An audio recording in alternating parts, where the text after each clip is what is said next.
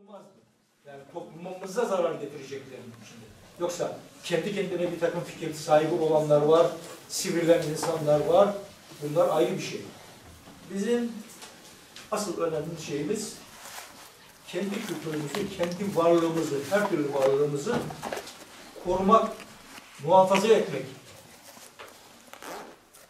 Başka? Dediğimiz gibi gençlerimizin yetişmelerine katkıda bulunmak. Bir düşünün, burada bir gariban bir ev vardı. Şimdi Allah'a şükür koskoca binamız var. O kardeşlerinizin, abilerinizin, bu ocaktan yetişmiş insanların katkılarıyla bugüne geldik.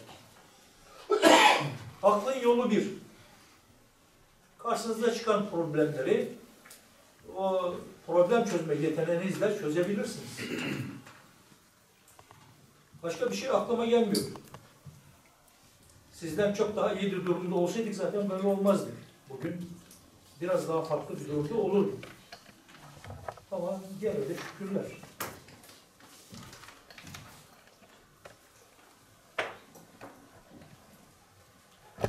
Başka soru sormak isteyen? Benim söylediklerim benim tecrübelerimden. Dilimin yettiği kadar onu açıklamaya çalışıyorum. Yani küçücük aklımızın bize gösterdiği bir yol var. Hep birlikte olmak, hep birlikte birbirimize onur vermek, çalışmak, çalışmak, çalışmak. Gençlerimizin okumalarını kolaylaştırmak. Koca koca insanlar bizim peşimizde bizim sorunlarımızı çözmeye çalışırlar. Yaşlı yaşlı insanlar o zaman. Veya biz öyle zannediyorduk. Allah razı olsun hepsinden. Çok büyük emeklerle şu gördüğünüz şartlara kavuşuldu. Kendi adıma ben sizlerden ümitliyim. Gençliği küçük çocuklara başıboş bırakmamak lazım. Küçük çocuklarınızı siz burada eğitmelisiniz. Her konuda. İngilizce mi lazım? Burada eğitmelisiniz. Başka bir yere gerek kalmamalı. Fransızca mı? Pek esamesi okunmuyor ama o öyle, belki öyle, belki öyle. Hiç unutmuyorum. Üniversite imtihanlarına hazırlandığım sırada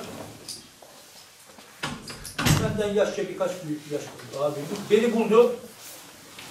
Bana bir takım çözüm, matematik çözüm sistemleri öğretti. 5 dakikada. Ama biz onları okumadık. Bize okutulmadı bunlar. Demek ki başka anahtarlar varmış. Bizim haberimiz bile oldu. Onlar bize yardım ettiler. Biz de elimizden geldiğince başkalarına yardım edeceğiz ve şu yuvayı faal vaziyette tutacağız. Çocuklarımızın inşallah ileride çocuklarımızın sığınacakları yer burasıdır.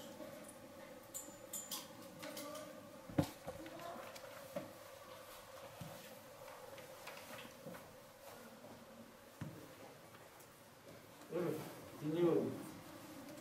Siz seçeceksiniz işte. Hangisi doğru? Seçin.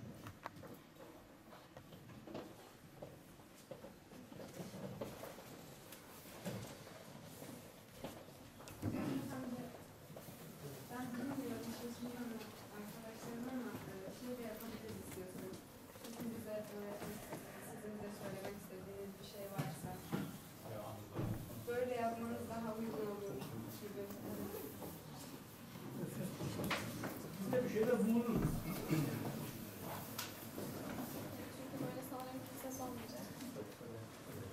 Şimdi bazı arkadaşlarla söyledim. Gene şu üniversitedeyken veteriner fakültesinden bir ders aldım. Anatomi konusunda. Bir profesörümüz bu dersi girdi. Çok yaşlı, gözlüklü,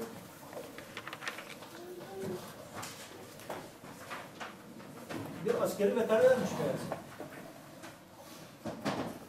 Ve anatomik bir oluşumu bize tanıtmaya çalıştı. gayret etti.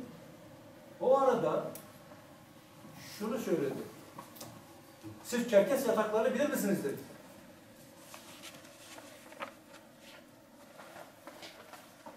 Tabii ses yok. Onlara bildikleri yer, bunlar birkaç metrelik sünger yataklar garibanlar. Dedi ki, biz orduya süvarinin olduğu zamanlarda at satın almak için bütün uzun yaylayı gezerdik. O zamanki Türkiye'nin, Türk ordusunun at kaynakları belli başlı uzun yaylaydı. Orduya elverişli at cinsleri, kabardin dedikleri cinsler orada yetiştiriliyor. Ve tabii orada otel yok, bir şey yok. Çerkesler onları kendi evlerinde misafir ediyorlar. Orada dedi yorulmuşsunuz, dışarıda kar var, şey var, oralar sıcacıktır dedi. Evler.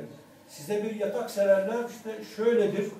Yattığınız zaman bedeninizin şeklini alır dedi. Biz Çerkes köylere çok gittik falan diyece korktum.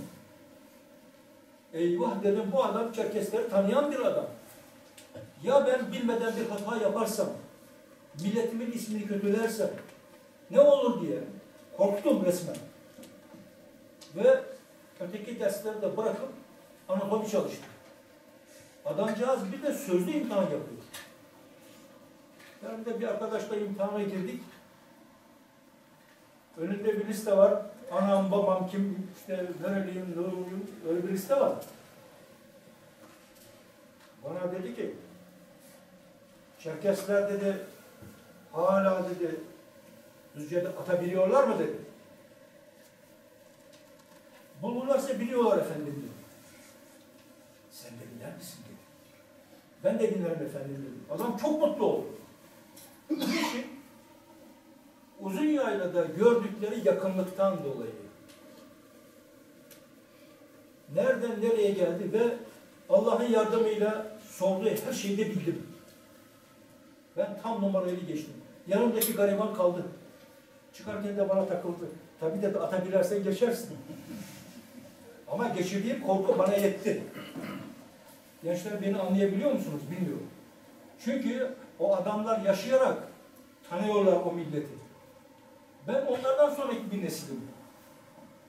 Hata yapamaz mıyım? Yapabilirim. İşte korkum oydu. Milletimin adını acaba düşürür müyüm? Tüm korkum buydu.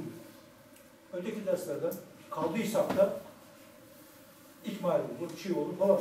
Ama adam dese ki Çerkesler böyle mi oluyorlar? Bittik. Gençler bu duyguyu anlıyor musunuz? Peki ben bunu niye söylüyorum şimdi? Biz de hata yapabiliriz diye. Evet, evet. Bizim kılavuzumuz Şehapze'mizdir. Şehapze'den bize ne kaldı arkadaşlar? Atımız yok. Dolayısıyla atla ilgili Şehapze'ler yok. Olan yer yok mu? Bak, Kafkasya'da atlar var yani. Dolayısıyla onunla ilgili Şehapze'ler var. Onlar ne yapıyorlar? Birçok kimseyi etkileyebilecek bir çevre oluşturmuş oluyorlar. Ben vaktiyle Baykop'ta yaşıyorum. Ve nasıl geliştiklerini biliyorum. Ulusal bilinç nasıl yavaş yavaş uyanıyor.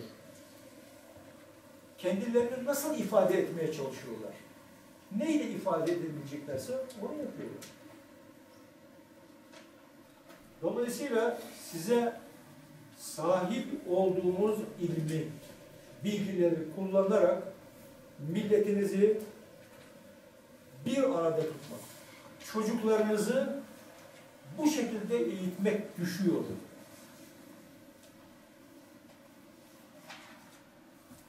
Bu söylediklerim hep benim yaşadığım şeyler de onun için söyleyebiliyorum. Yoksa ben sizlerden daha bilgili değilim. Tatmin oldunuz mu? Arkadaşımızın sorusu var. Evet. Benden mi? Türkiye diasporası olarak özellikle yani uzun zamandır en azından Çerkez Ethem'den beri yaşanan dönemden beri Çerkezlerin politik yönünün biraz eksik olduğu çok açık görüyor. Hani Çerkez kelimesi geçtiği anda siyasi platformda ilk akla gelen ya Çerkez Ethem olur ya da çok güncel TRT Çerkez olur. Onun dışında Çerkezlerin politik yönünün biraz eksik olduğunu görüyoruz. Siz yani sizin döneminizde siz 61'de dernek kurulduğunda buralardaydınız. 80 darbesini gördünüz ülkenin en karışık olduğu Evet. zamanları. Evet. Politik anlamda Çerkez olarak ama hani her partide vekilimiz var, her Evet. belediyede insanımız var, müdürlerimiz var, şeylerimiz var ama toplum olarak Ürdün'deki gibi temsil edebileceğiniz bir platform oluşmuş muydu ya da dernek olarak AÇD veya Kafkas Federasyonu olarak sizin bir duruşunuz olmuş muydu? Politik bir duruş, yani kültürel değil.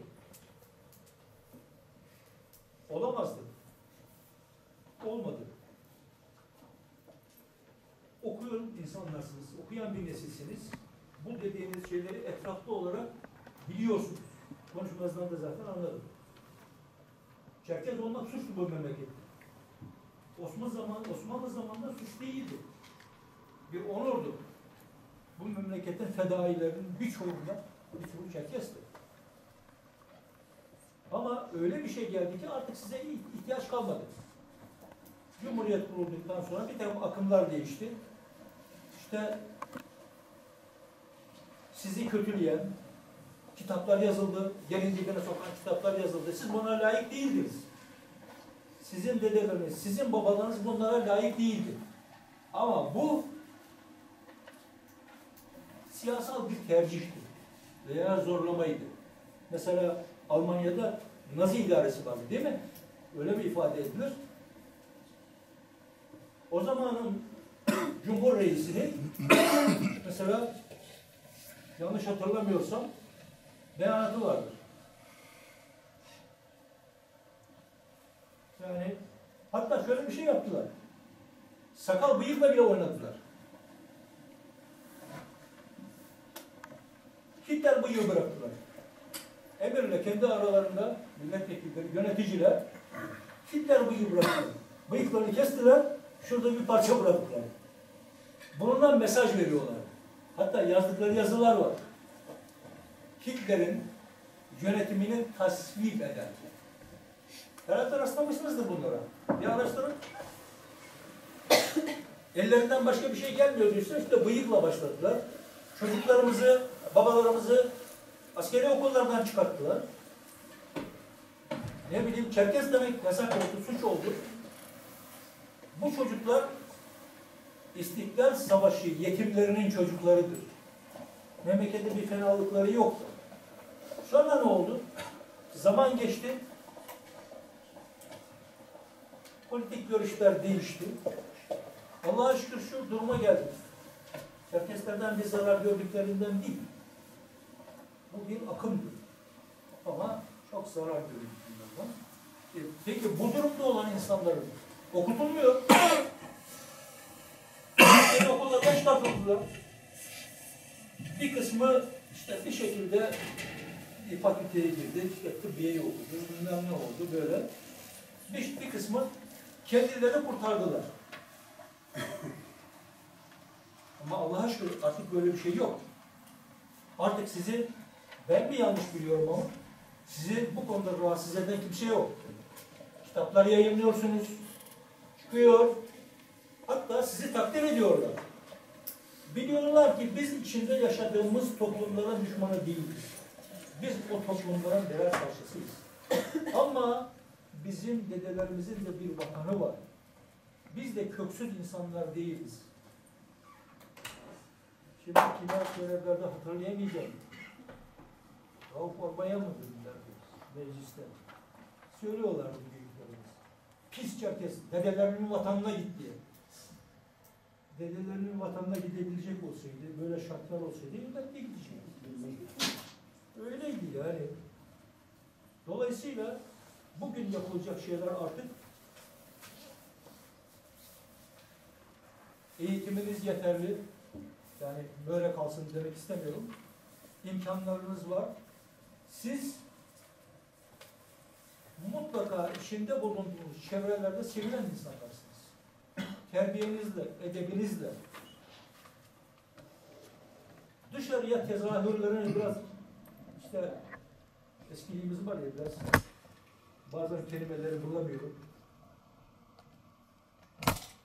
Kendinizi ifade şekilleri sizi tanıtmak için gerekli.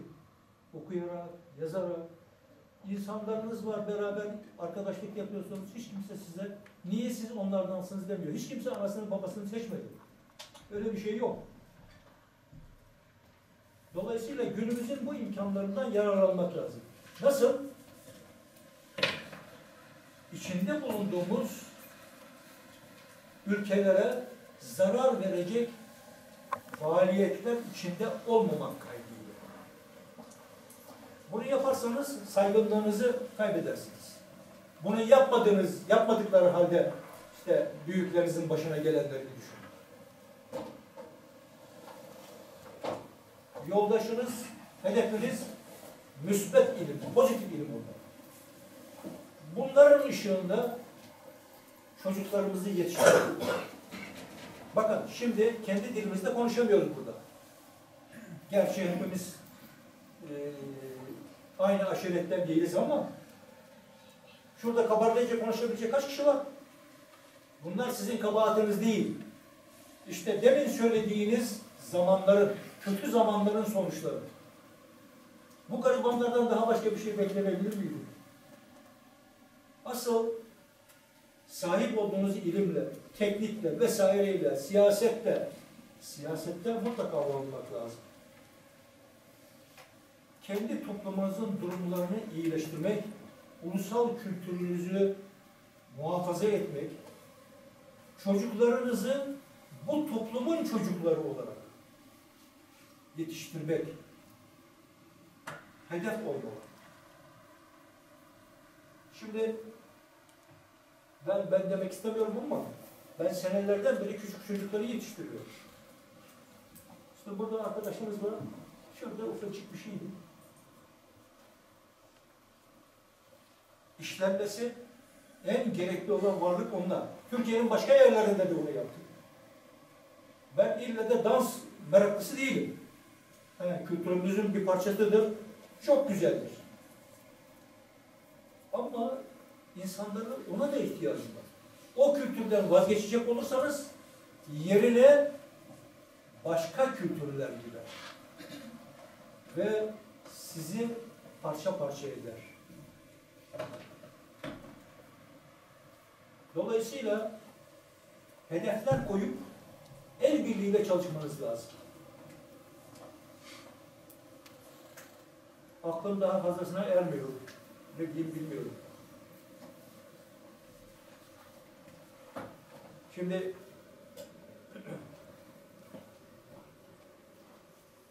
askerlik bir takım askeri terimler vardır. Bir şey oldu. Neyse de bana verilen Texas askerlerini eğitmem gerekiyor. Orada şeyler var. Belirli bir takım terimler var. Başka terim kullanılamaz. Şu. Adı şu telsizin. Şu. Mesela bir şey var. Mutlaka öğrenmeleri lazım kritik bir zaman. Frekans ıskalası ve camı diye bir şey var. Tankçılar bilirler. Her yere 5'er defa söyletiyordum. Vardılar bir 40-50 kişi. Tek tarafa gelince tekrar söyletiyordum. Birkaç defa tekrar ediyordum. Sonra soruyorum. Cevap yok. Bir şey söyleyebilecek tek kişi frekans camı dedi. Onun kabahati yok. Bugünün, o zamanın adamları, bugünün üniversite mezunu veya en azından lise mezunu insanları gibi değil. Ne demek istediğimi anlatabiliyor muyum? Yani buradaki insanlar şimdi lep demeden leblebiyi anlayan insanlar. Dolayısıyla işte çocuklarınız için, kardeşleriniz için bir yol çizeceksiniz. Burada okutacaksınız ve dillerini muhakkak öğreteceksiniz. Ben çok senelerdir ayrıyım. Ama geldiğimde geçenlerde işte Hamzat kardeşimiz benim öğrencimdir. Şöyle ufacık bir şeyken onu getirdiler. Kendisinden çok memnunum. Ve şu cemiyet için büyük bir değerdir. Onun gibi çok değerlerimiz de var. Bunları korumalıyız.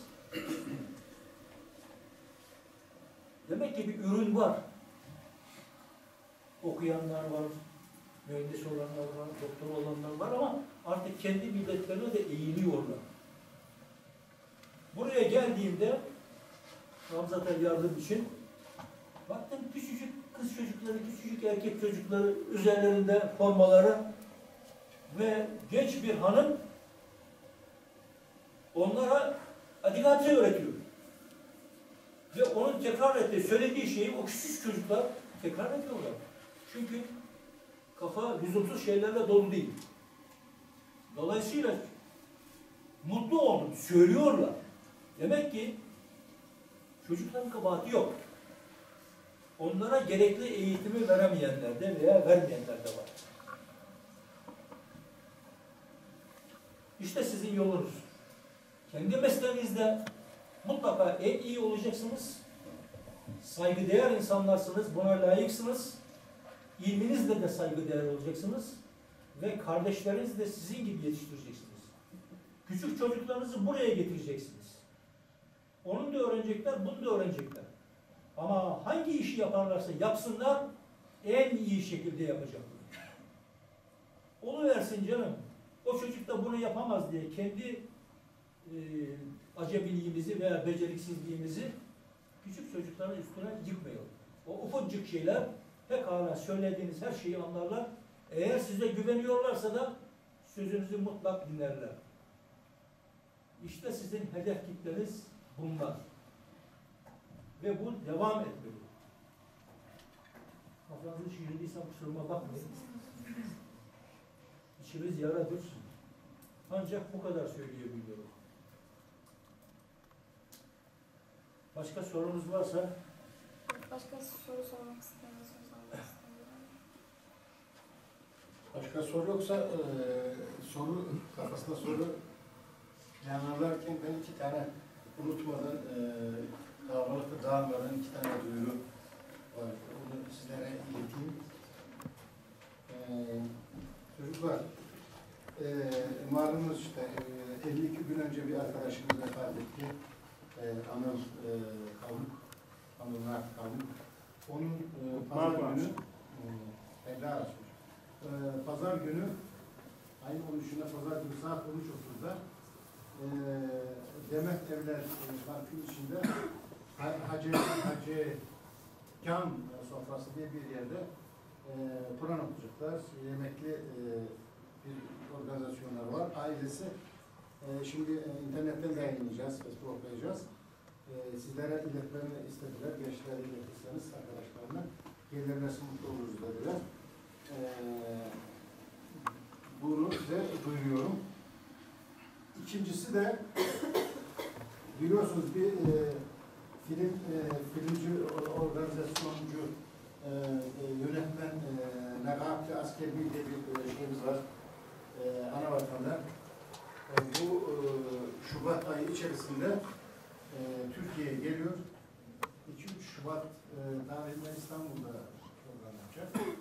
Ondan sonra sırasıyla hangi dernek daha müsaitse veyahut da tarih verirlerse işte Bursa, Balıkesir, Ankara, Adana, Kahramanmaraş gibi bu tür şeylerde çektiği filmin, sanırım filmin galası gibi filmin gösterisinde yapacağız çocuklarda. Hem aynı böyle söyleşim tanıtımı yapılacak. Buna güçlü bir şekilde katılırsanız yönetim olarak bizleri de mutlu edersiniz. Bunun duyurusunu da daha ayrıntılı bir şekilde 9 Şubat diye belirledik biz. Diğer dernekler, küçük dernekler yani il olarak küçük dernekler hafta içinde de toplanabiliyorlar ama biz Ankara Derneği biz ancak hafta sonları toparlayabiliriz, insanları çağırabiliriz diye 9 Şubat Cumartesi'ye geliyor. Cumartesi akşamı planladık. Tarihte bir değişiklik olursa da olmasa da bunun geniş kapsamlı duyurusunu tekrar sizlere bildireceğim. Haberiniz ola. Hepinizi bekliyorum. Kusura bakmayın. Bu arada bunu sıkıştırdım ben.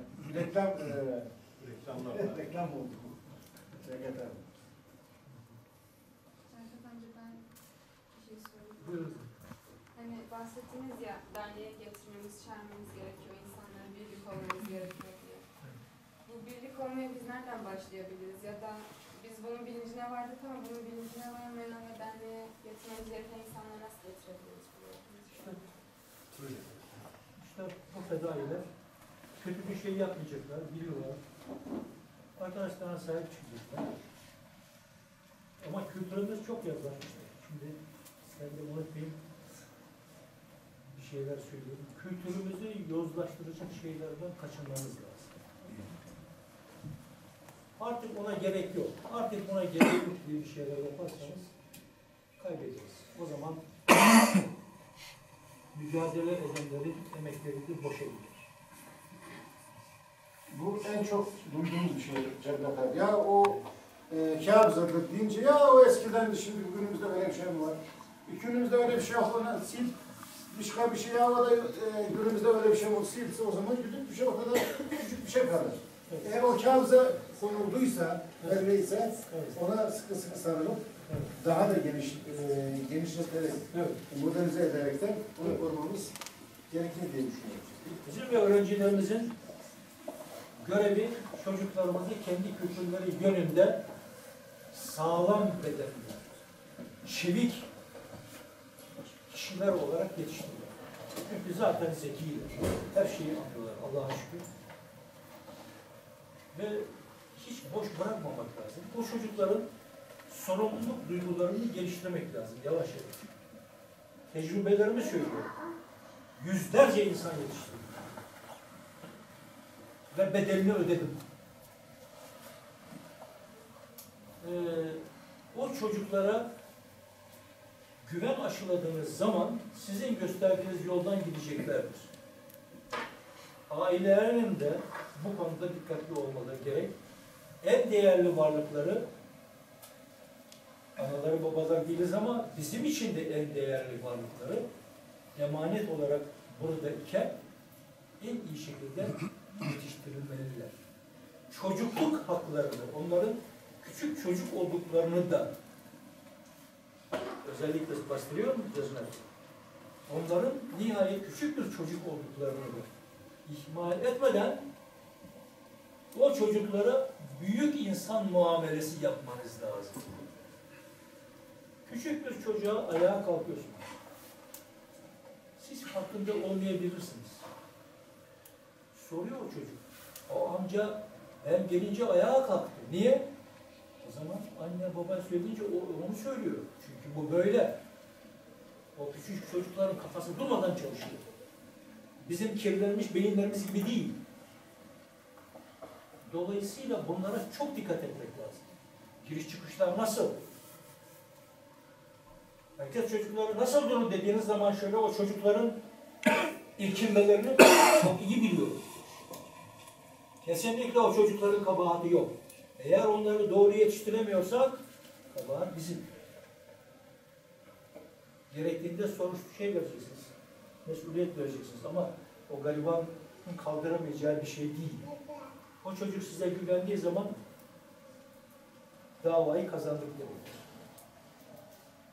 O zaman davayı bir nesil, birkaç nesil, onların gayretiyle de birkaç nesil ileriye atacaksınız. İleride ne olur biz bilmiyoruz.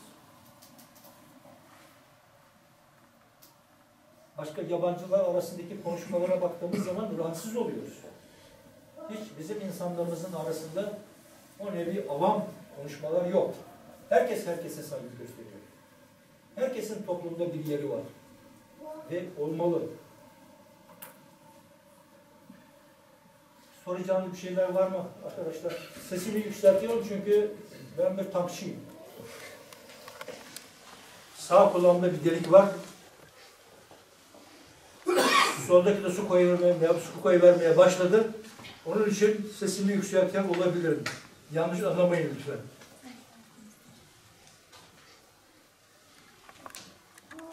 Ve çocuklarınızı getirin.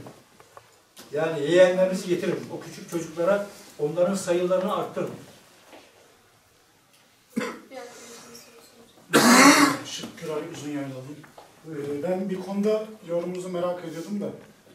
Sizce ruhsal translar topluluğuna gelen gençler yani ekibe gelme ama tek amaçları dans etmek mi olmalı? Dans alanında profesyonelleşmek mi olmalı?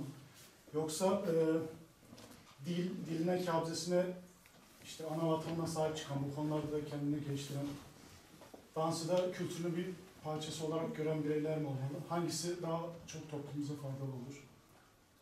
Denenmiş olarak söyleyeyim tabii ki. Tabii ki ikinci söylediğiniz. O çocuklar sizin, dolayısıyla sizin toplumumuzun geleceğidir. Biz herhangi bir kültürün taşıyıcısı değiliz. Ama etkilenmiyor da değiliz. Biz o çocukları kendi kültürümüzle yetiştirirsek kazanmış oluruz. Topluma o şekilde onları katabiliriz. Size inandıkları, güvendikleri zaman. O kültür ortadan kaldırılırsa, kaybolursa hangi norma göre hareket edeceksiniz? Kafkasya'da da yaşadım, Ürdün'de yaşadım. Araplaşma nasıl oldu? Eskiden nasıldı? Gözümle gördüm. Burada da siz hepiniz görüyorsunuz. Demek ki o ikinci söylediğiniz şeyi yapacağız biz. O küçük çocukları bir kere onlar bizim geleceğimiz, daha doğrusu sizin geleceğiniz.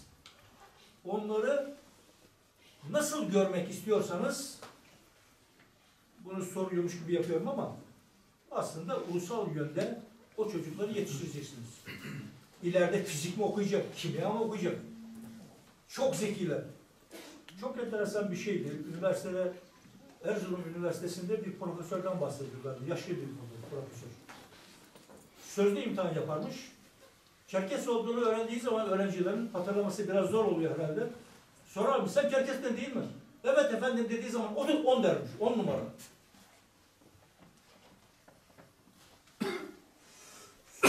Arasında söyledim bir profesöre benim Çerkes olduğumu öğrendiği zaman milletimin adına mahcup olur muyum? Korkusuyla ne kadar mücadele ettiğimi size birazcık söyledim. İşte onun sebebi bu. O çocuklar da öyle olacaklar. Öyle yaparsanız bu ikinci söylediğiniz gibi o çocuklar sizin çizdiğiniz yolda gidecekler. Hepimizin çizdiğimiz yola. Milletimize faydalı olacak. Kimyacımız, fizikçimiz, askerimiz, şusu busu ama nihayetiyle toplumumuzun insanı. Siz bunları yaptığınız zaman öteki insanlar hiçbir zaman biz yargılamıyoruz. Öteki insanlar bizim gibi davranmak zorunda değiller. İnsan oldukları için bizim onlara bir saygımız var, öyle değil mi? En başta sırf insan. Ama ona layıktır, ama değildir bilmiyoruz. Şimdi yaşadığımız toplumun size bakışı çok pozitif. O eski günler bitti artık. Zorla yönlendirilen insanlar artık yok. Veya kalıntıları var. Dolayısıyla ehven-i şer olsa da günümüzdeki şartlar müsaittir. Çocuklarımızı eğitin. Ve burada eğitin. Yabancı dil eğitimi verin. Kendi dillerine eğitimini verin. Ben Kabardey değilim ama Kabardeyce öğrendim. Konuşuyorum. Yani eskiden Kabardeymişiz diyorum. Ama bizim dilimiz o. Bir Çerkes dili konuşmalısınız. Ki o çocuklara öğretebilirsiniz. Ne güzel değil mi? Aslında Çerkes olmayan bir hanım üniversitede Çerkes dilini öğrendi. Ve küçücük çocuklarımızı eğitiyor. Ve o çocuklar ona karşılık veriyorlar. Mümkün olursa erken gitmeye çalışıyorum da o dersleri dinlemek için. İşte yol size. Çocuk bilecek ki siz onu aldatmıyorsunuz. Size güvenecek. Sözünüze güvenecek. Hayatımda konuşmadığım kadar beni konuşturdunuz. Bir şey eksik kalırsa korkuyorum diye. Şimdi Cevdet abi tam mevzu buradayken başka bir konuya geçmeden ben de gençlere bir şey sorayım. Soru söylemek istiyorum. Buyurun. Şimdi pazar günü veyahut da cumartesi günü halk danslarına gelen gençlerimize şunu sormak istiyorum. Şimdi bu sene uygulamaya koyduk. Çok da iyi gidiyor. Cerkat'ın bahsettiği bu çocuklara folklordan önce bir saat ana dil yazmadan, çizmeden ana dilde arkadaşımız eğitim veriyor. Biz de koyalım seneye halk danslarından önce bir saat ana dilde, hangi dil olursa olsun ana dilde bir saat eğitim veyahut da her şeyde bir tane büyüğümüzü getirelim. En azından bir yarım saat örf adetli kâbizelerle ilgili halk dansları başlamadan önce yarım saat 45 dakika bilmez kaç dakikaysa eğitim versin dersek katılımda düşüş olur mu olmaz mı? Soruyorum size. Olur değil mi? Katılımda düşüş olur. Olmaz. Olmaz. Küçüklere de aynı şey söylendi ama şu anda hiçbir itiraz kalmadı. Aslında çok zevkli. İlk başladığımızda çocuklardan sorumlu Alaaddin kardeşimiz. Ümünü sıktılar vallahi. Şimdi diyor ki benim çocuğum kabirde Abzakça öğreniyor. Öbürü benim çocuğum Osset, öbürü Çeçen. Ya bir dil öğrensin de Çeçence öğrensin, Ossetçe öğrensin, Kabirdece öğrensin. Şimdi bu dersi veren arkadaşımız Adiye'ce de veriyor. Batı diyaletinde veriyor. Ama otur, kalk, işte şunu ver, bunu ver. Balon attırıyor, bilmem ne attırıyor. Neticede kulaklarına bir şey bırakıyor. Yani bir eğitim veriyor. Biz de seneye bu başlangıçta böyle bir eğitime başlasak ve de sen halk danslarına geleceksen kardeşim, burada halk dansları yapacaksın bu dernekte, bu eğitimde almak zorundasın, buna katılmak zorundasın. Yoksa katılamazsın diye yönetim kurulu bir kararı alsak, düşüş olur mu olmaz mı? Ben de bunu sizlere soruyorum. Benim diyeceğim bu kadar. Abi zaten emrivaki yapalım. Çocuklara da aynısını yaptık ve hiç sormadan yaptık. Şu anda bir şikayetimiz yok. İlkin biraz zorlandı. Şimdi bir sınav olmadığı için bence olur. Bu dediğinizi yapmak fevkalade faydalı olur. Size bir örnek vereyim. Ben gördün Çerkes Okulu'na gittiğimde Çerkes Okulu değildi adı. Ve Çerkesçe konuşmuyorlardı çocuklar. Yalnız gittiğimde hiç zaten Arapça bilmiyorum da anladığım zaman da çocukların derslerine giriyorum. Yani bildiğiniz derse giriyorum. Kafkasyalı bir hanım arkadaşım vardı. Benden yaşlı, çok küçük. Onunla tabii devamlı kabardeci konuşuyorum. Bir çocukları teneffüse çıkarmıyorlar. Gürültü yapmasınlar, zamanında sınıfa gelsinler falan diye ihtiyacı olanlar çıksın. Kıvranıyor zavallı. Ben Arapça anlıyorum ama hiç kimse bilmiyor benim Arapça anladığımı. Anlamıyormuş rolü oynuyorum. Çok zor bir rol.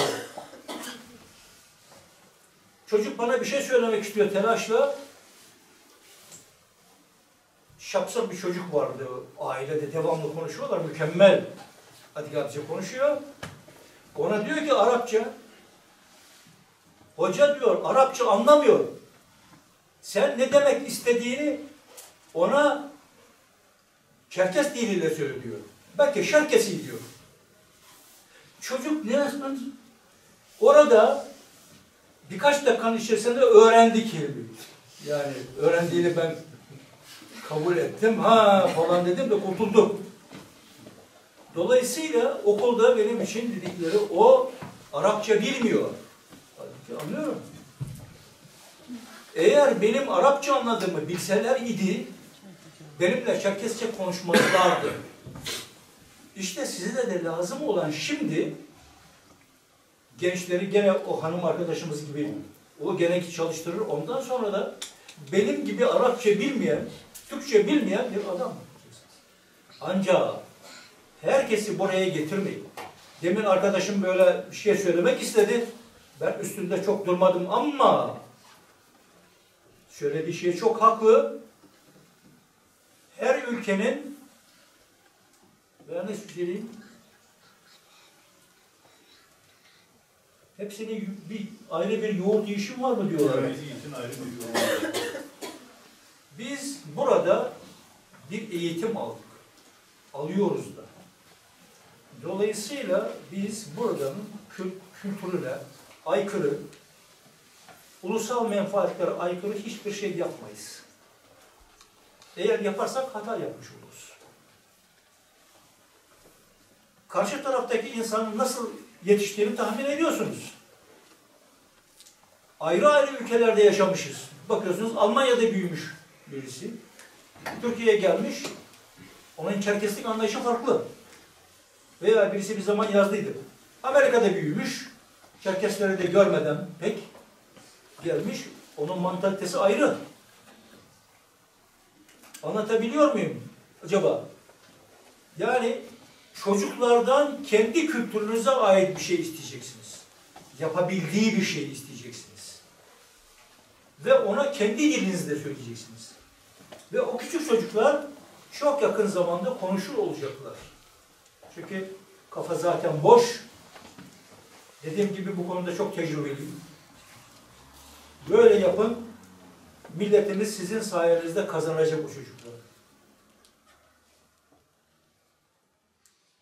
İşi çok mu? Veterinerye dahi girmiyor. Giyiniyor, çıkıp gidiyor. Bu bizim çok zorumuza gidiyor. Ya gelsin bir yönetimin odasına gelsin, bir çay içsin, başka bir arkadaşa bir şey yapsın, bir kafeteryada bir oturun, bir haşır neşir olun etrafına şeyle.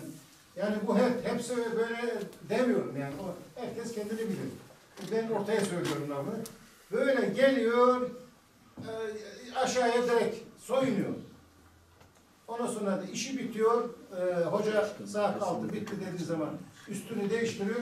Kafeteryaya daha uğramadan giden arkadaşlarımız var. Biz mi yanlış yapıyoruz? Burada mı tutamıyoruz? Sıkıntı bizde mi diye biz kendimizi de eleştiriyoruz bazen yani. Onun için devamlı işte yani bu derneğimize sahip çıkacağız arkadaşlar. Bu kültürümüze sahip çıkacağız. Bu güzel bir kültür dünyanın hiçbir yerinde yok. Bak hepimiz farklı vilayetlerden geldik. Hepimiz farklıyız. Kimisi Şapsık, kimisi gördüklerim kadarıyla, kimisi Çeçen, kimisi Osset, kimisi bilmem ne. Ama niye buraya geldik? Hepimiz niye toplandık? Onun için bu kültürün de bu kıymetini bilelim, bu derneğin de kıymetini bilelim, bu dostluğun, arkadaşın da kıymetini bilelim, daha da ileriye götürelim, geliştirelim.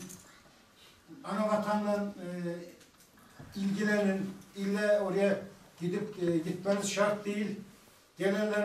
Gelenlere sorun, orada yaşantı nasıl, ne yapıyorsunuz, ne ediyorsunuz, ne yiyorsunuz, ne içiyorsunuz, oradaki durumlar nasıl diye sorun. Yani sorgulayıcı olun. Demir abi gençler diyor ki biz çay içmiyoruz ama filtre kahve varsa geliriz diyorlar. Onu da koyarız yani filtre kahve içeceklerse. Yani biraz gençlere uygun olursa menü gelecekler yani. Beyler, gençlere uygun olması gereken bakış açısı ulusal kültür. Bakın, o gençlere bir emek veriyorsunuz. Canınızı veriyorsunuz. Çünkü onlar sizin temsilciniz olacaklar. Kandırmak kolay. Bu küçücük çocukları da kandırmak kolay. Onlar zaten yapamazlar ki. Adam kendi aczini saklıyor. Diyelim ki 100 kişi. Size bir faydası olmayacaksa 100 kişinin, o 100 kişiye gerek yok. İşte burada Hamzat var. Ekip mi istiyorsunuz? 10 çift. Öyle bir grup hazırlar ki parmaklarını ısırırlar. Ama o hiç olmaz 10 kişi, 15 kişi, 20 kişi neyse kendi toplumlarının insanı olurlar. Şöyle bir şey söyleyeyim. Vaktiyle rahmetli hocamın gene Kafkasya'dan beraber geldiği, bizden olmayan fakat fevkalade iyi bir mühendis galiba bir bey vardı. Onun oğlu rica minnet bizim ekibe geldi. Biraz bizim ekipte bulundu. Terbiyeli bir çocuk falan ama yok. Tam bir şeyler öğrendim dedi, terk etti gitti. Yaptıklarını gördük. Gösteriden zavallı.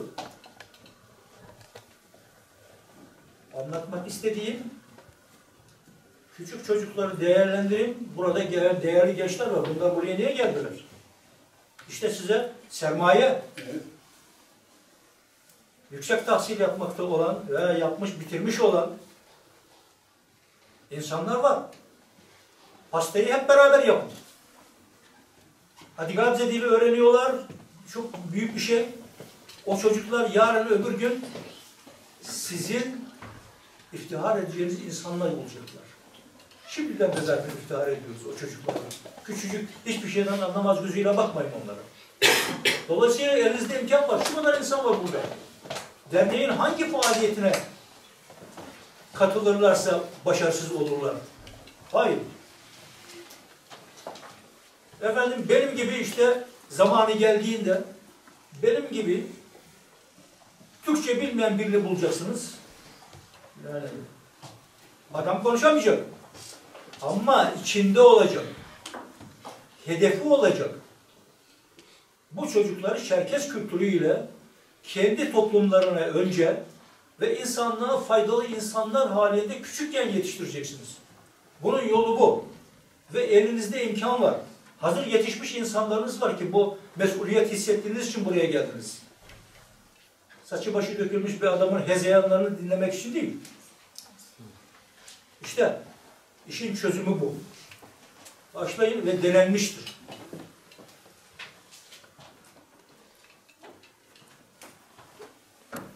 Daha açık nasıl söyleyeyim? Dil olmadan olmaz hocam. Evet. Dil olmadan olmaz. Benim annem babam da Çerkez dediği gün çocuklarımız o zaman bitmiştir işte. Evet. Bunu demem. Evet. Ama bu çocuklar bu dedikleriniz her şeyi yaparlar. Şimdilik öğretmenleri Türkçe konuşuyor, biliyor. Ama şimdi ben onların arasına girsem, hiç Türkçe konuşmasam, bana bir cevap 3 defa veremezler, 5 defa veremezler ama kulaklarına girer.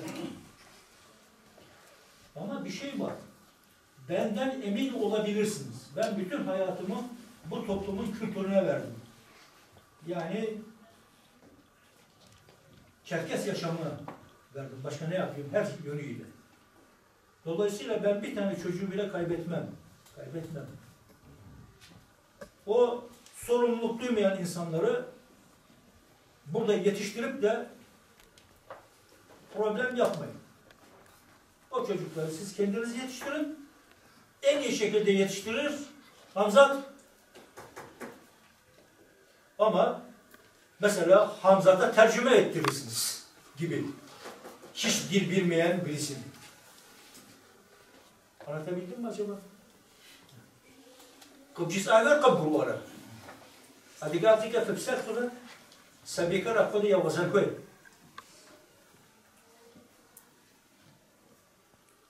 Çok sabırlı insanlarsınız.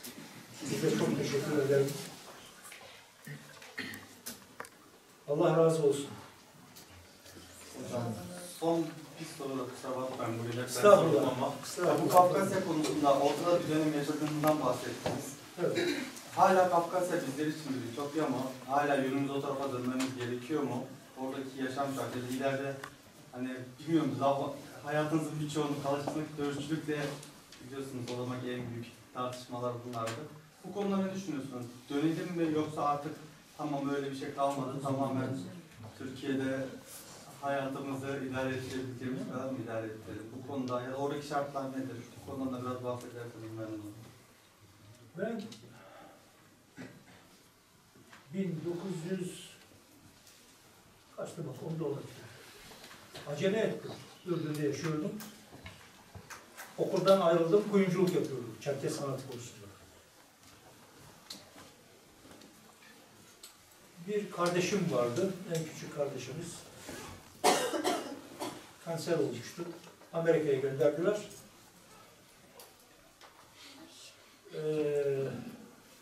Ve durum vahimdi tabii. Ben ailemin en büyük erkeğiydim.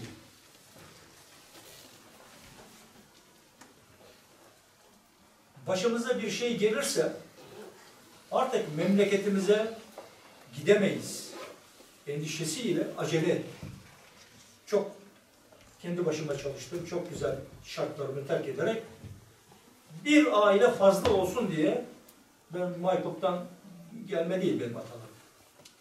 Ama bir aile fazla olsun diye oraya yerleştim ki bir an evvel bütün ailemi getireyim, başımıza ne gelecekse vatanımızda gelsin. Tabii bize yardımcı olanlar oldu. Ama yetişemedim. Dolayısıyla ailemin reisi olmak mecburiyetinden dolayı o zamandan beri henüz buradayım. Evimde var, evimden satmadım. Bunları şimdi niye söylüyorum? Her yerde bir problem var. İngiltere'de yaşıyorsanız İngilizlerin kendilerine göre bir hayat görüşleri vardır, bir yaşam şekilleri vardır. Almanya'da ise öyle. Belki birbirlerine biraz yakın. Türkiye'de yaşam sürüyorsanız öyle. Kafkasya'da bakarsanız Kafkasya'da hakim olan güç Rusya'dır. Sizin Rusya ile resleşerek yapabileceğiniz bir şey yok. Ancak onların size sağlayabileceği dünyadaki değişmelere paralel olarak kendi gelirleriyle size sağlayabilecekleri bir takım kolaylıklardan yararlanarak nüfusunuzu arttırmaya çalışacaksınız. Nüfus olmadan bir şey olmuyor. Bakın, oraya biz gittiğimizde bana şöyle bir soru soran. Bizim gibi Adige mi? Yoksa sizin gibi Türk mü diyordu? Veya Arap mı dedi, öyle bir şey. Düşünemiyor adam. Ben zaten Adige'yim diyorum. Tekrar aynı şeyi söylüyor. Bugün onlar yok. O zaman bakın, ulusal kültür denince birkaç tane şarkı vardı. Çok yetenekli insanlardı. Ama kendilerine çizilen yönün dışına çıkamazlar. Zaman geçti. Onlar bize alıştılar yavaş yavaş. Biz de onlara alıştık. Her toplumun artıları vardır, eksileri vardır. Ruslar boş durmadılar tabii. Biz de bugün, rahmetli hocamız bize öyle bir şey söylemişti yani. Neyse, söylemeyeyim daha fazlasını. Yani buradan bir takım damarlar edindiğimizi söyledi. Bu normal bir şey. Kafkasya'da da öyle 300 senedir Rus hakimiyetiyle yaşıyorlar ve kavga dövüşü olmadan güzel bir sona gitmek zorundalar. Eğer böyle olmazsa mahvolur. Dolayısıyla ne olabiliyorsa memleketinize gidip gelmeniz lazım. Ben çok senelerdir giremedim tabii. Şartlarından dolayı. Gideceksiniz, geleceksiniz. Sizi tanıyacaklar. Sizin zararlı insan olmadığınızı bilecekler. Zaten nefes aldığınızı bilirler. Şimdi bakın, eskiden olmayan milli bilinç uyanmaya başladı. Ne yapıyorlar? Atlı geziler düzenliyorlar. Eskiden Çerkes kıyafetini bilen kaç kişi vardı acaba? Şimdi yüzlerce insan var. Çerkes orijinal ne diyelim, eğerlerini, kıyafetlerini, şusunu busunu yapıyorlar. Hiç de bir problemleri olduğunu zannetmiyorum. Çünkü bulundukları şartlara zarar verecek durumda değiller. Anlatabiliyor muyum bilmiyorum. Bu şekilde davranmak lazım. Siz eskiden cami falan yoktu. Komünizm döneminin etkisiydi. Yavaş yavaş camiler doğdu. Yavaş yavaş dini törenlerinizi de yapabilirsiniz. Kimse size mani olmuyor. Gayet güzel bir camileri de var. Kiliseleri var. Bizim kabardayların bir kısmı güzel kiliseleri var. Oraya giderler. İnançları o. Hadi anlatabiliyorum değil mi? Patırtı gürültü olmadan içinde bulunduğunuz şartlara sizlere destek olmaya gayret eden oradaki hemşerilerinize, herkes öyle değil ama böyle onlara problem olmadan yaşamanız lazım. Gitmeden evvel iyice düşünüp ben burada ne yapabilirim acaba diye. Mesela ben yüksek mühendisim. Ama orada marangozluk yapıyorum. Anlatabildim mi? Daha başka ulusal çalışmalarımı da sürdürmek istedim. Ama aile durumlarından ailemin başına gelmem lazımdı. Dolayısıyla böyle imkanlar var. Bir takım şartları lüzumsuz yere zorlayıp gerginlik yaratmanın zararından başka bir faydası yok. Önümüzdeki yıllar ne gösterir insana? Bakın eskiden hayal bile edemedikleri durumdan bugünkü duruma geldiler. Birbirleriyle konuşabiliyorlar. Ulusal bilinç öyle de böyle de olsa uyandı. Atlı da olsa, piyade de olsa. Ulusal sanatlarımız canlandı. Bunlar çok büyük şeyler. Ulusal kütüphanemiz oldu. Şurada burada efendim Avrupa'dan yine bizim hakkımızda yazılmış bir takım eserleri getirebiliyorlar. Ben de 2017 senesinde bir daha gitmiştim. Oradaki değişmeleri gördüm. Ticarethaneler açıldı. O zaman yoktu ben gittiğim zaman mesela. İşportacılığa razı olduk. İşportacılık yaptık. Arabamızın üstüne serdik bir şeyleri. Ama herkes işportacıydı o zaman. Ama bugün bakın bir takım gelişmeler var. Güzel gelişmeler var. Bunların istikametinde davranırsak zarar etmeyiz. Yavaş yavaş gitmiş oluruz ama zarar etmeyiz. Giden var mı? Efendim? Anavatana giden var mı? Buyurun. Var mı anavatana giden içinizde arkadaşlar?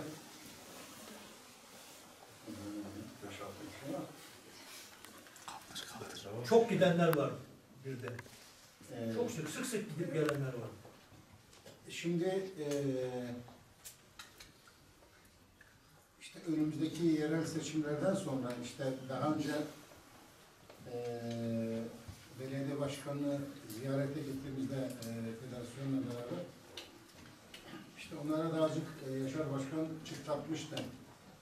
Efendim işte biz insanlarımızı oraya taşıyamıyoruz. Böyle işte 21 Mayıs anma etkinliklerimiz oluyor. İşte bir otobüs 8-9 bin dolara gidiyor.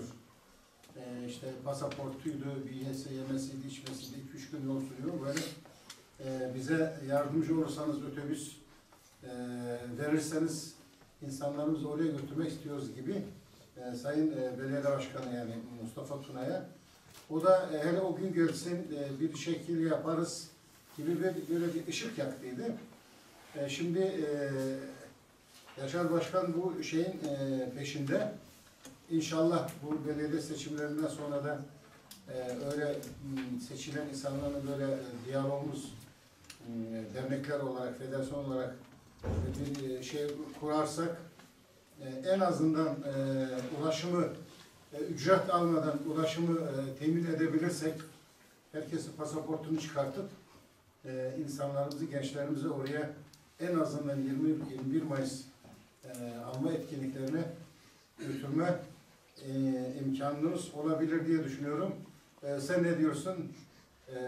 Sayın Federasyon Başkanımızın konuşmanı, Sayın Ömer Atalar söylediklerini. Ankara'da değil, diğer illerde de bu tip konularda hem oradan gelecek kişilerin masraflarını karşılama hem de Evet. buradan Böyle bir götürme çalışmalar konusunda olacak. çalışma var. Hem oradan Balıkesir- gelenleri ağırlayacağız, sizler ağırlayacaksınız.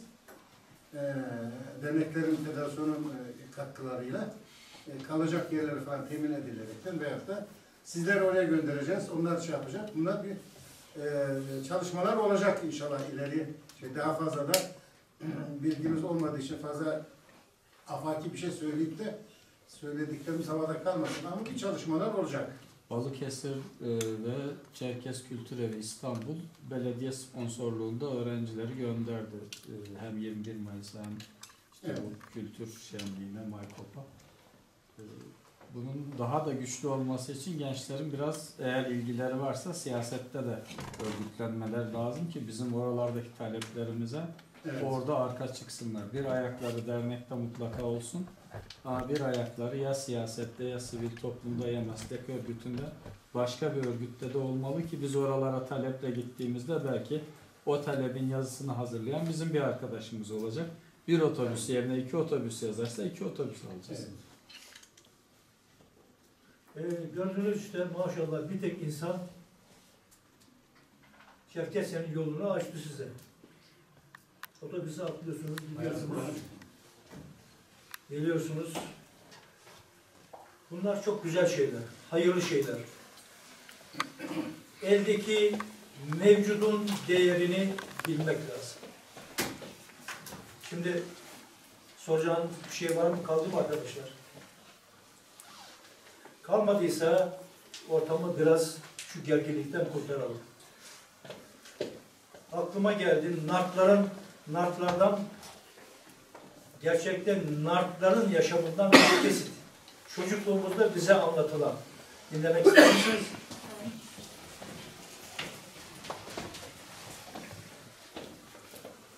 Efendim, bir zaman bunu yazmıştım ben. Kuzey Kafkasya dergisinde yayınlanması için. O zaman daha üniversiteye girmeye çalışıyorum. Burada bir otele gidiyorum, kalıyorum. Daktilo makinem yok. Olsa da zaten yazacak gibi değilim. Elle yazdım. Okunabilir bir şey. Dikkatle yazdım. Çünkü başımıza bir şey gelirse bu bilgi kalsın diye yazdım. Niye daktilo ile yazılı değil dediler ve bıraktım. Daktilo yazmak için çalışmak lazım. Daktilo lazım.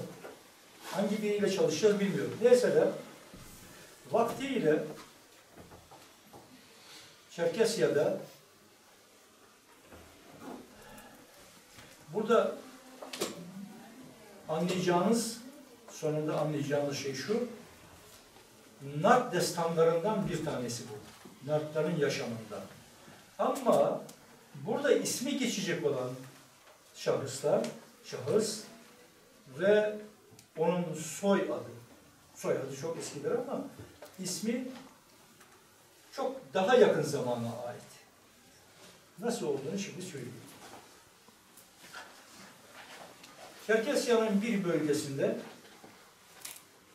bir elma ağacı varmış. Sonradan öğrendiğim kadarıyla bana böyle söylenmemişti ama onların bir varyantıyla karşılaştık. Senede bir tek elma verilmiş. Bu elmanın hususiyetlerini bilmiyorum. Elma tam olgunlaştığı zamanda bir yaratık gelir, bu elmayı yer gidermiş.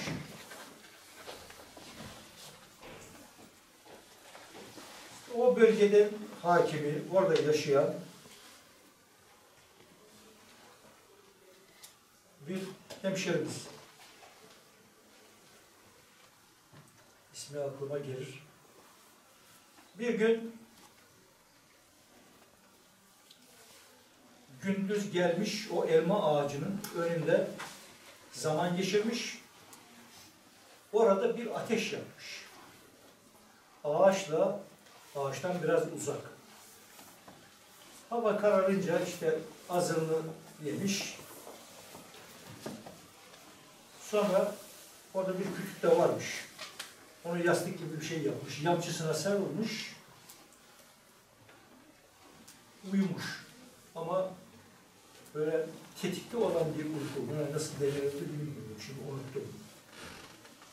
Gecenin bir saatinde bir çıtırtı işitmiş.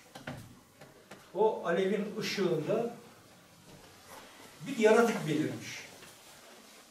Yani o yaratıkla arada ateş var. Yaratık anlaşılan ateşten korkuyor. Yanaşamıyor. Bu adamın ismi Çesen Mustafa. Çesen soy adı.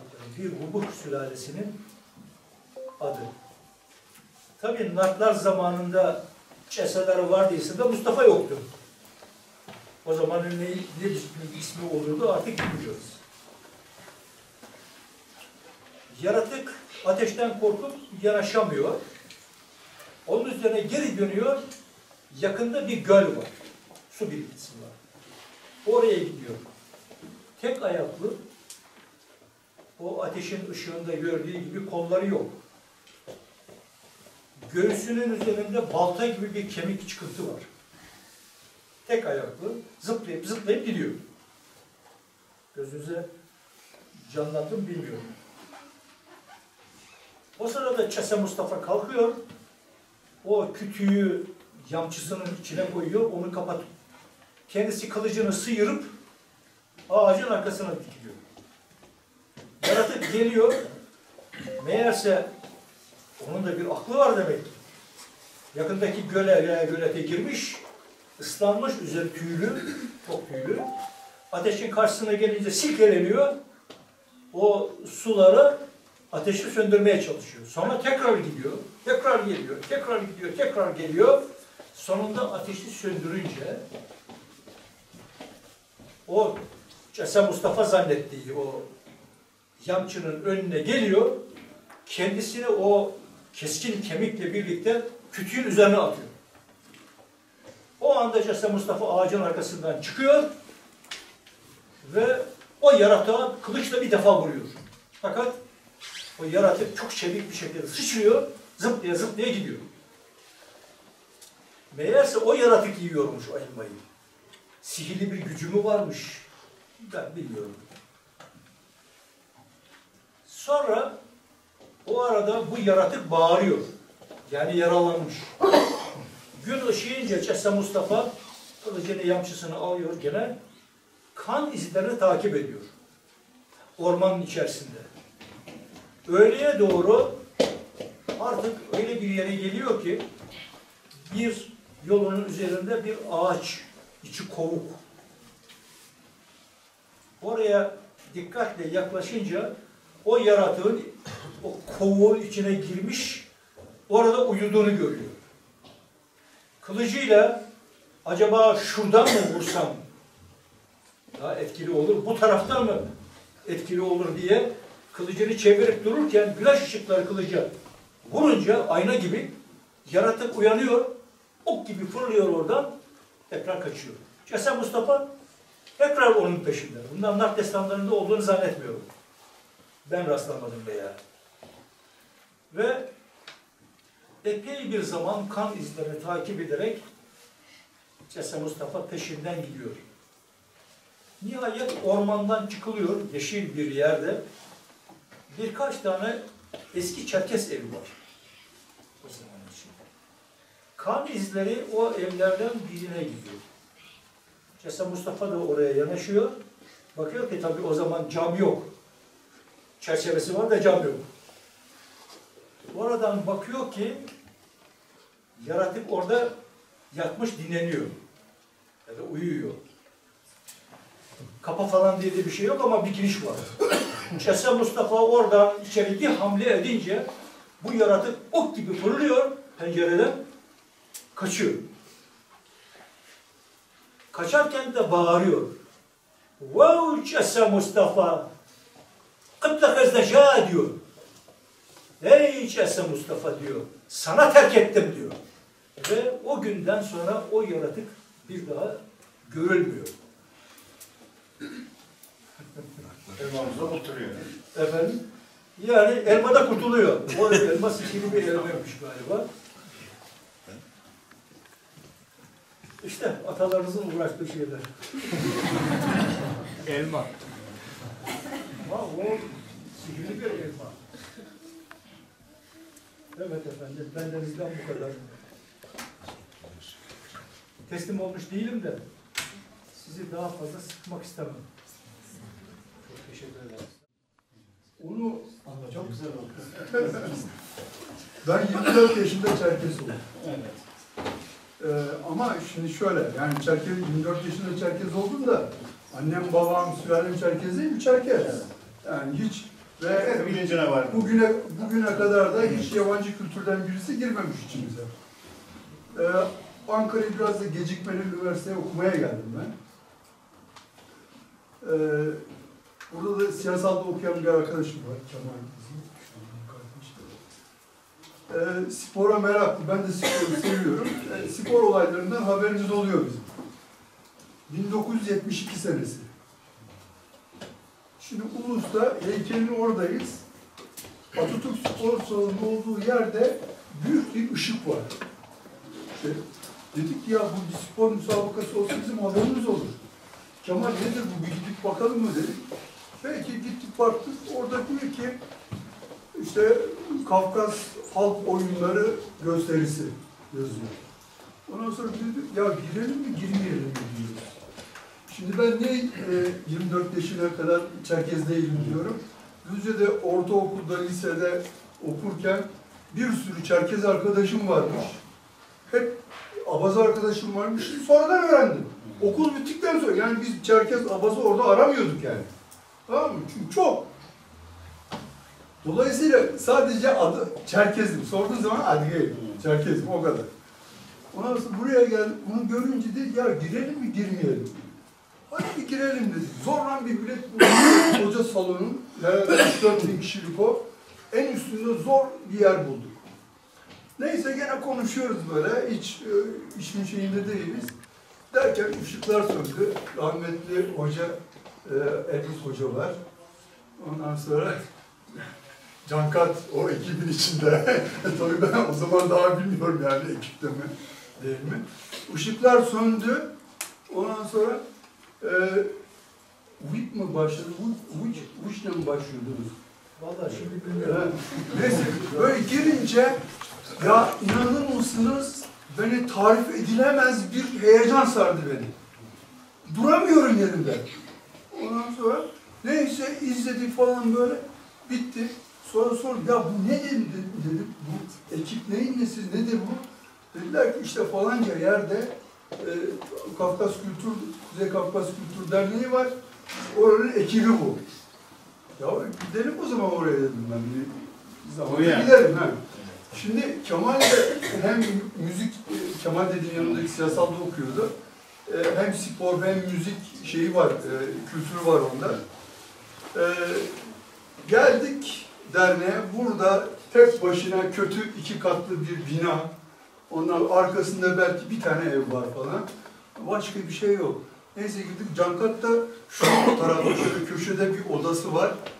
Ranzalar üst üste 2 tane, 4 tane orada Cankat da o zaman orada kalıyor. Neyse böyle üye olduk. Üye olduktan sonra 76'dan o zaman işte bu dernek beni Çerkez yaptı o zaman. Yani o Çerkez kimlik bilincine bu dernekte eriştim ben. Ve 76 senesinden darbeyi yiyinceye kadar görevde bulunduk, burada yönetimde bulunduk. Buraya gelişimiz, mesela onu da anlatayım arkadaşlar. Şimdi bu genç arkadaşları yakalayınca ben bir şeyler bilsinler. Çünkü 45 sene önceki şeyi anlatıyorum yani. İlk önceleri bu Emek Mahallesi'nden dümdüz çıkar gelirdim. Evet. Sonradan, şimdi sağ sol işi başladı. Bu İsrail evleri diyoruz, gene var mı bilmiyorum. O İsrail evlerinden aşağı tarafı, bu tarafı bir grubun, burası, buradan yukarıya bir grubun. Tam tampon yerdeyiz. Tampon yerdeyiz. Şimdi gider geldik. Şimdi ne yapıyorduk? Daha o terminlerin oralardan dolaşıp öyle geliyorduk. Şu tepeye de çıkıyorduk. Ondan sonra öyle gelebiliyorduk. Bu sefer kahveler taranmaya başladı. Şimdi bizim de iyi kötü bir hani şeyimiz, kimliğimiz var, dernek şeyi var. Burada da 20 civarında arkadaş kalıyor. Şimdi biz de yönetimdeyiz, dedik ya bir şey olursa hani buraya da gelip uykudayken bir şey yaparlarsa diye biz arkadaşlar burada balkonda sabaha kadar nöbet tuttuk sırayla. Burada nöbet tuttuk. Ondan sonra yani o şeylerimiz oldu. Mesela Mahmut Özden vefat ettiğinde biz vurulduğunda biz şurada Emek Mahallesi'nde bir evde hemen çıktık. Hastaneye kan vermeye koştuk. Hemen. Yani zor attık. Yani böyle şeyleri yaşadık. Burada çok sobayla ısınıyorduk. Odun bulamıyorduk. Ya paramız yoktu. Fuel sistemi vardı. Yakamıyorduk yani. Para yok. Nefesimizle ısınıyorduk. Yani öyle günler yaşadı bu dernek ama şimdi çok şükür bakıyorum bir sürü pırıl pırıl arkadaşımız, bir dernek binası, Aslan abi kulakları çınlasın, Allah uzun ömür versin, onun da büyük katkılarıyla bu dernek böyle şeye geçti. Evet. Bura 2 katlı küçük bir dübleks evde. Altı dernekçilik yapardık. Ben de o zaman sizler gibi genç 15-16 yaşlarında, 17 yaşlarında gelmeye başladım. Derneğin üstü de ranzalar vardı, yurt olarak kullanılıyordu. Öğrenci arkadaşlarımız orada kalıyordu. Bazen derlerdi ya gitme, alın verelim. Bazen bir yatakta 3-4 kişi yaptığımız olur. Kalırdık, muhabbetler, sohbetler, yemek yaparlardı. Ondan sonra... Makarna. Ben iyi hatırlıyorum bir kere hamsi bir şey derdi. Burada da çok acı tatlı, evet, güzel şeyler geçti. O zaman Mustafa abi yönetimlerdeydi yani o zaman büyüklerimiz. Fahri Uvaş, sonra o 3 sene devam etti, askere gitti, sonra Özdemir Özbay başkanımız oldu. Darbe olunca da ikisini de aldılar içeriye, gözaltı. İkisini biz de bekledik, bize de gelecekler diye gelmediler. Onları bıraktılar çok şükür. Derneğimiz 12 Eylül'den dolayı, darbeden dolayı kapanmadı. Evet. O herhangi bir soruşturma olmadı. O yasal gereği dernek yöneticilerinin şeylerini aldılar, geri bıraktılar. Derneğimiz tedbiren kapalı kaldı. Ondan sonra biz de ne yapardık? Alternatif dernek oluşturduk. Sıhhiye'de Kuban Hamburger diye rahmetli Ferit Bezegin bir yeri vardı. Hepimiz var ya akşamları işten çıktığım zaman dernek gibi orayı kullanırdık. Orada toplanırdık. Orada tekrar örgütlenerekten buranın açılmasını sağladık. Sağ olsun çok büyük emeği var Aslan abinin. O yeniden bir yönetim oluşturdu. Dedeman Ötel'inde bir paralı bir bir çay düzenledi. Ondan sonra burayı tekrar müracaat ederek de neden açtı. O zamanlarda adet ise akşamları geliniyordu derneğe. Gündüz dernek kapalıydı. Gündüz kimse gelmezdi. Hafta sonu sadece. Akşam böyle 6-7'den sonra gece 11-12'lere kadar geliniyordu. Faaliyetler gece yapılıyordu. Ondan sonra dedik bu böyle olmuyor işte gelişimiz bunlar çok zor oluyordu.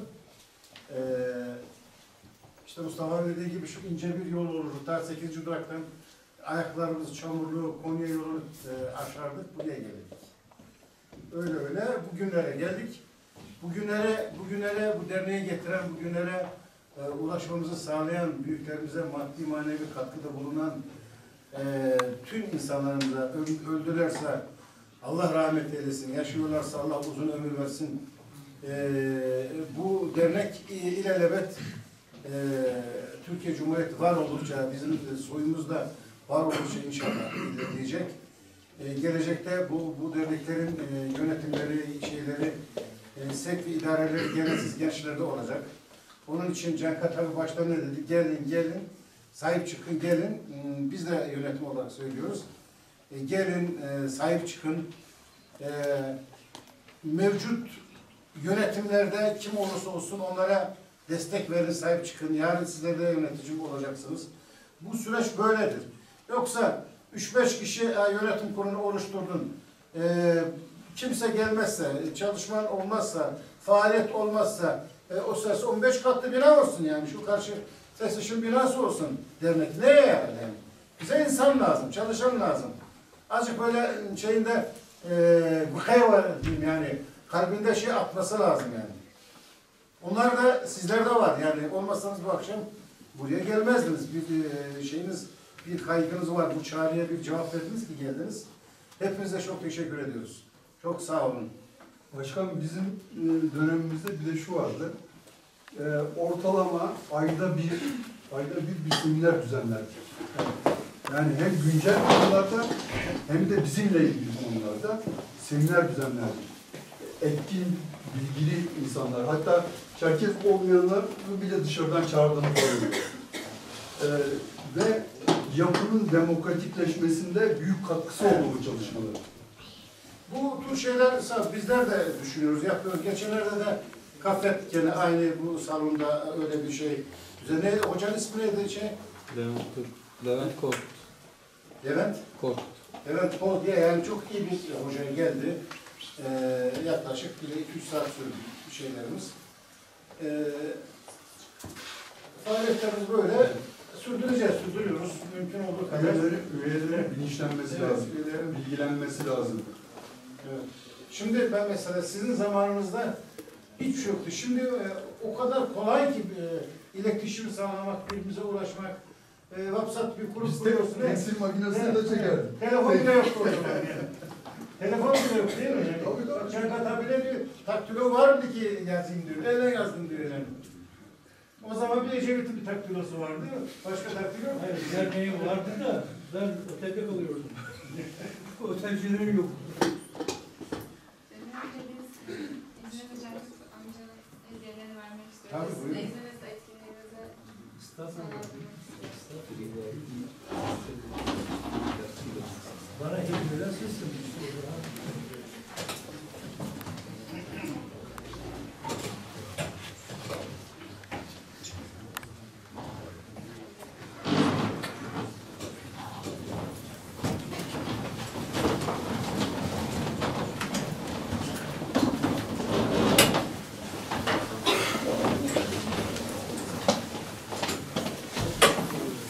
Şöyle yan tarafa bakın. Resim alan var mı çocuklar?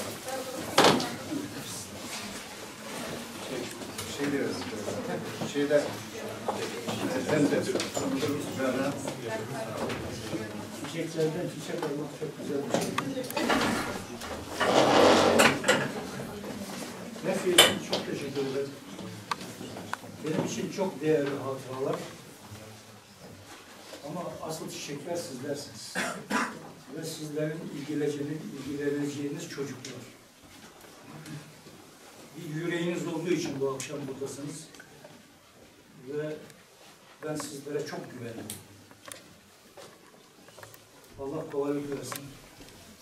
Benden de yardım istediğiniz zaman gücüm nispetinde